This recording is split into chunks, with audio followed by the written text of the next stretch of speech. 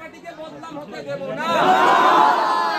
ঐতিহ্য যে এইখানে সর্বধর্মের মানুষের সহাবস্থান, ওটা আমরা বুকে আগলে রাখবো।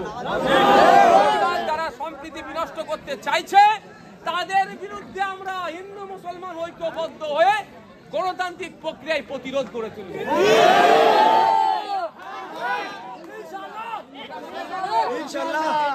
কারণ এখানে যে সম্প্রীতির সাথে আপনারা বসবাস করছেন এটা অনেকের পছন্দ হচ্ছে না।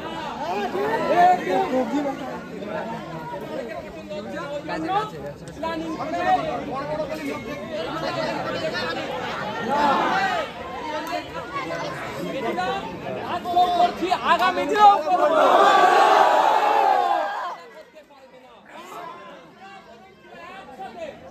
যখন বললাম ডাক দেব, আমরা একসাথে রাস্তায় নামবো। হিন্দু মুসলমান নির্বিশেষে ঘুটিয়ারি শরীফের মানুষ নামবে ঘুটিয়ারি শরীফের ছেলের বিচার চাইতে।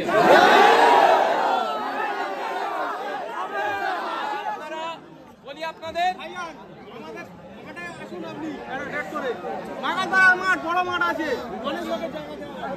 আর একটা কথা, আমাদের সবাইকে আওয়াজ তুলতে হবে।